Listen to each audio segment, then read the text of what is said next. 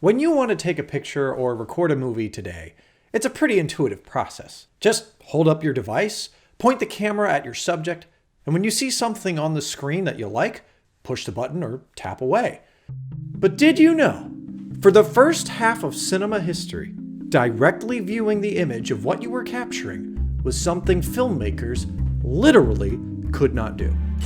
In fact, all the acclaimed cinematic masterpieces up through Hollywood's golden age, probably even some of your favorites, were shot effectively blind.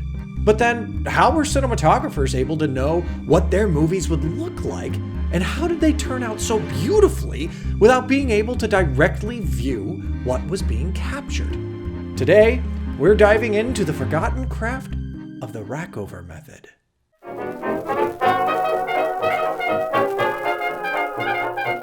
Hi everyone, I'm Andy the Vintage Filmmaker, and I'd like to see a little more vintage in our movies.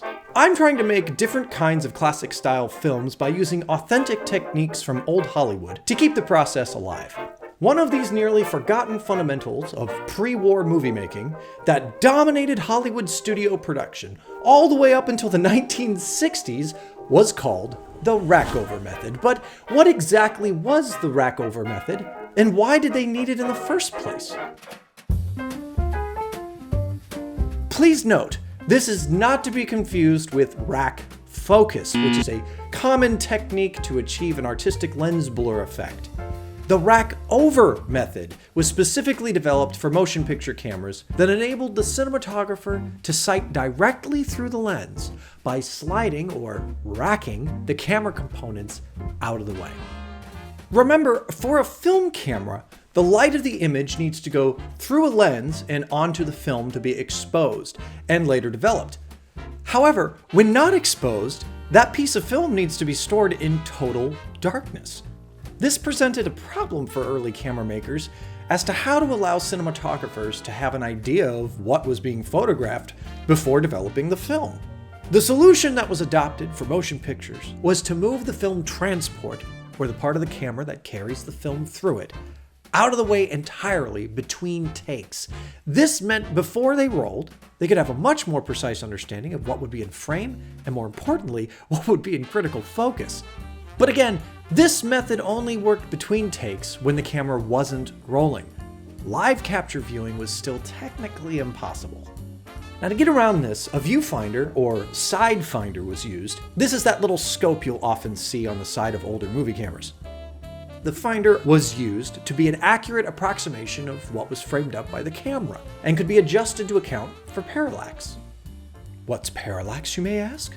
Parallax is basically seeing a subject from two different angles. If you've ever held your thumb out at arm's length and alternated closing each eye, you'll notice that your thumb appears to jump back and forth. That difference in viewpoint is the parallax. Camera 1, camera 2. Camera 1, camera 2. They would angle the viewfinder in such a way that it was better in line with the frame of the lens. So in summary, the rackover method utilized precise mechanical devices to frame up the shot directly and define critical focus between takes, as well as account for parallax to view the shot while filming. Everyone still with me? Now that all sounds reasonable on paper, but what was it like to make movies this way? I decided to use my vintage Bell Howell movie camera to see this process in action for myself. Fun fact, in 1912, Bell Howell were the first to specifically incorporate this method into their legendary 2709 movie camera, a topic covered in my first video, as it's the camera that practically defined the Hollywood industry during the silent era. This historic connection was some of the reasoning leading me to acquire my now growing fleet of Bell Howell Filmos, of which I own 3. But tragically, I had no way to demonstrate this concept accurately and pass on the heritage of the rackover method, as I lacked a piece of equipment built for just such a purpose. That is, until now. Although my camera, being a 16mm version, could be considered amateur in some respects, many professionals adopted the Filmo 70 variants for use in all kinds of applications, mainly newsreels and actualities, or what we call documentaries today. And because of that professional pedigree, there were, in fact, a number of pro accessories that Bell & Howell made available back in the day. One such must-have pro accessory was an item called the Focus Alignment Gauge.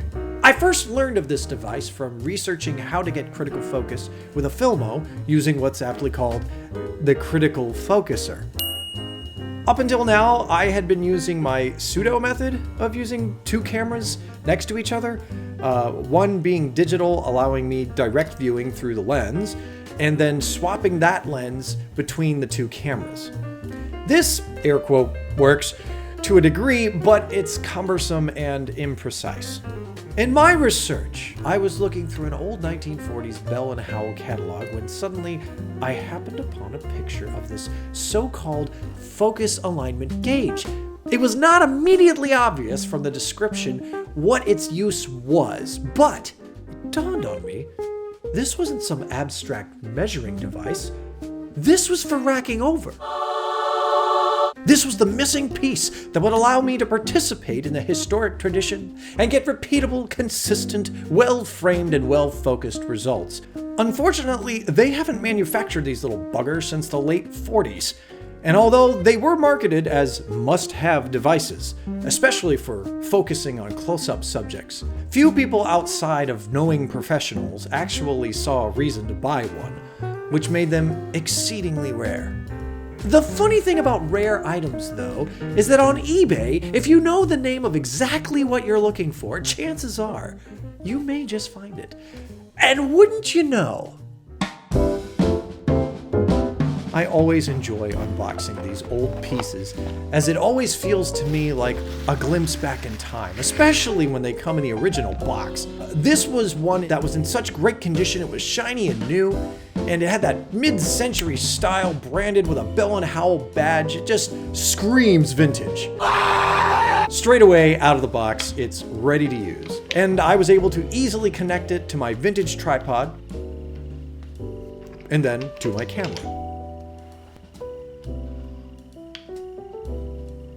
Now, essentially, as made clear by the provided instructions, the Bell & Howell method of racking over is a three-step process: framing, focusing, and centering back up to take the pictures.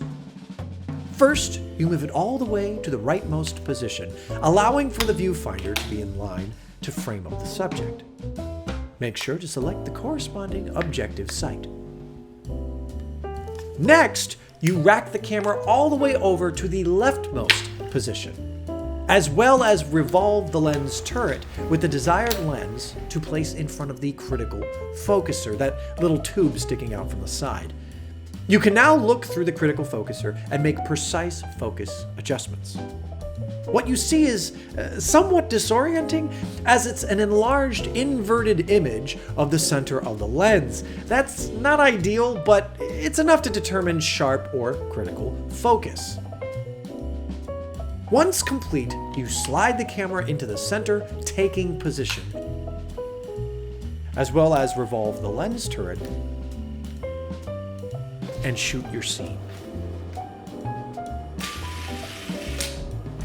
In addition to testing indoors, I decided to head outside with my girls and shoot some home movies with them, which quickly became an impromptu silent film chase.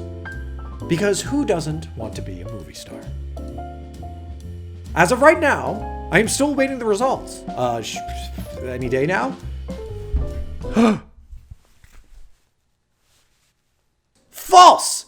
I have the results, and I will review them shortly.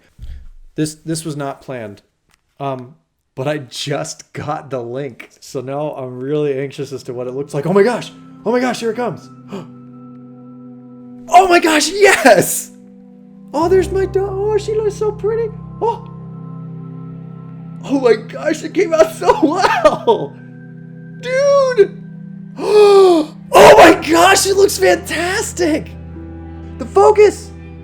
Yes! Oh my gosh, the focus is perfect! Oh my gosh, she looks great!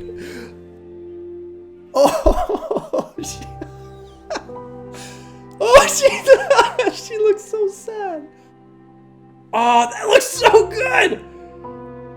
Oh, and you get the shallow depth of field behind her. Oh, this is great. Wow. Natalie. She looks great. I can't believe this.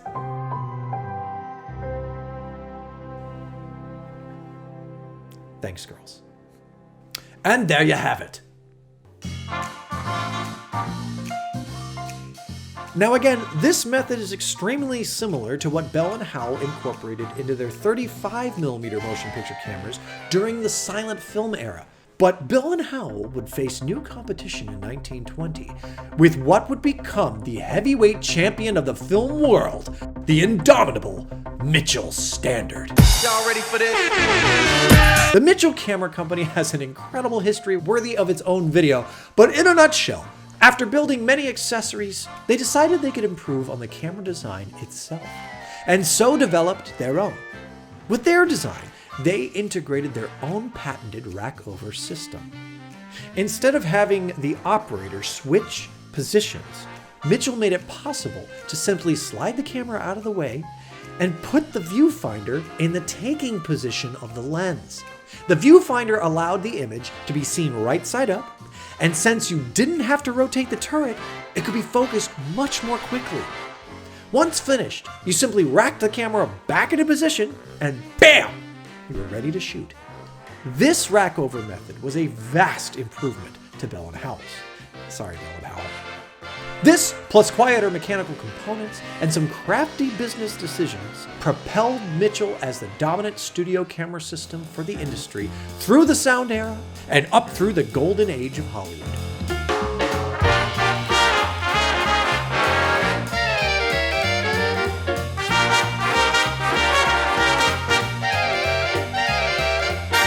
All of those classic movies considered to be the greatest of all time. Citizen Blanca, Gone with a Wonderful Life, The Wizard of Kong, all were shot with Mitchells.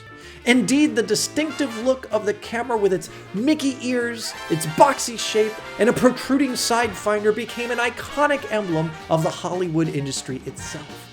Even today, when someone says movie camera, chances are the first thing they picture is a Mitchell.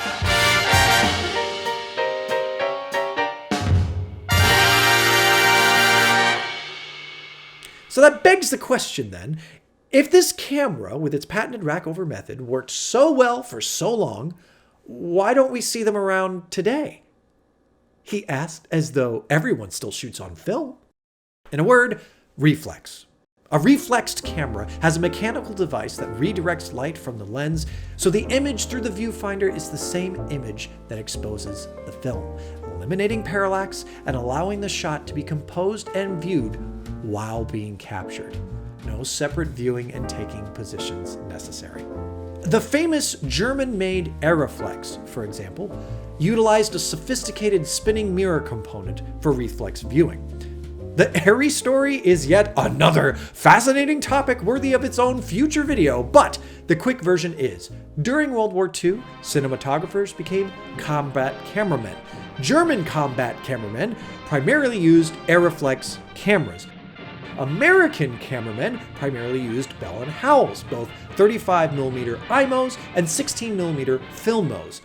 As they landed in Europe, inevitably the American GIs were exposed to the German reflex design. The first Aeroflexes to come to America were captured cameras brought to the U.S. Army Pictorial Center in Queens, New York.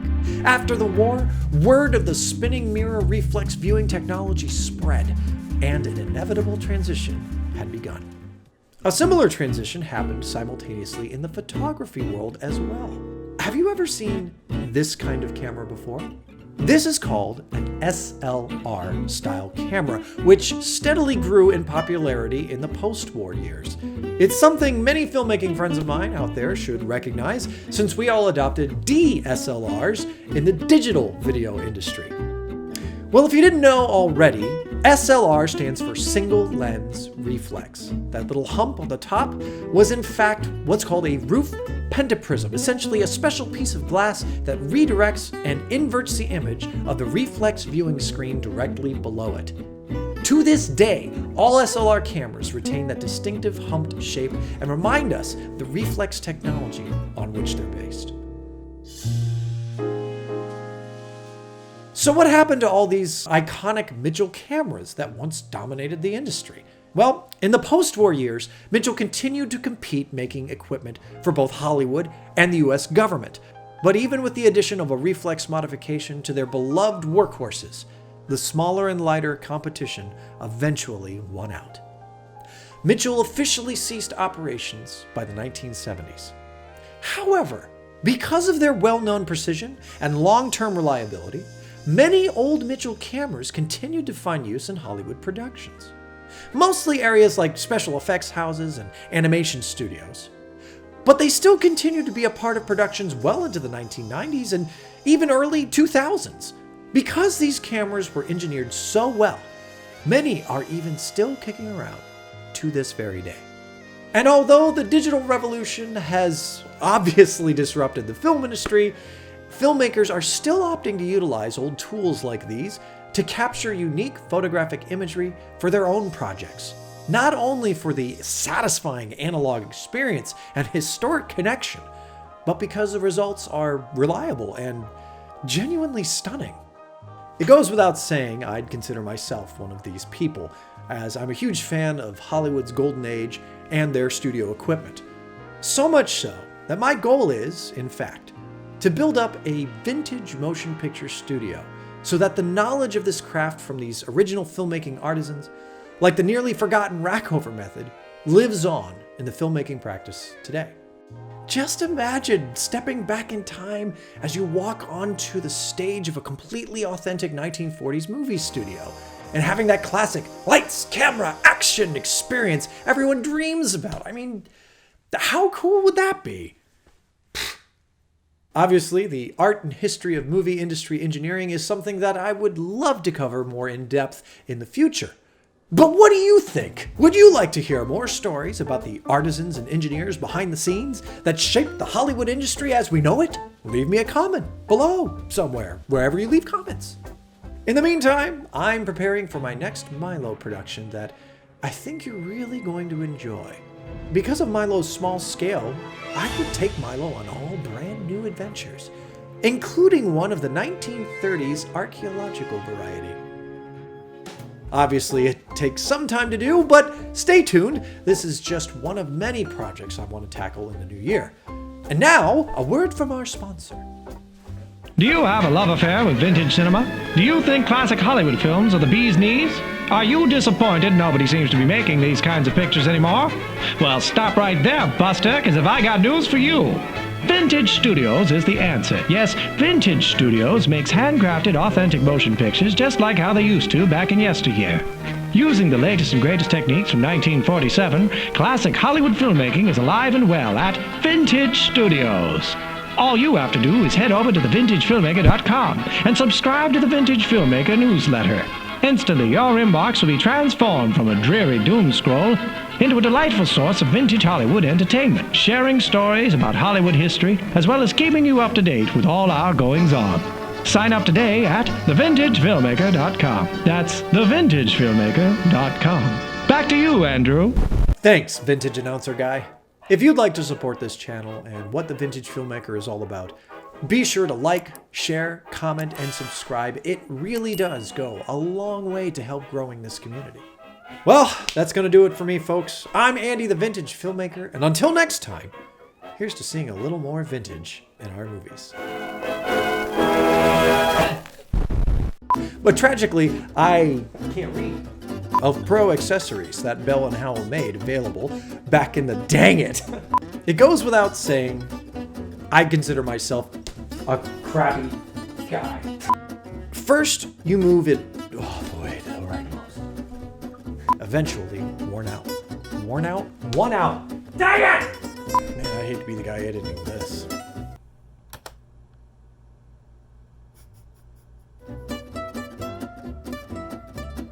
The indomitable Mitchell Standard. Ba, ba, ba, ba. I swear, you try so hard and get so far, but in the end, it doesn't even matter. How cool would that be? How cool would that be? I don't know. Up through the sound era and up through the golden age of Hollywood. Up through the ups. Up through them all. My teleprompter stopped working. And if you don't have a teleprompter... Hey, I got it! Look at that, without a prompter. Yeah, I'm out of focus though. Oh no. Oh no. Have I been out of focus this whole time?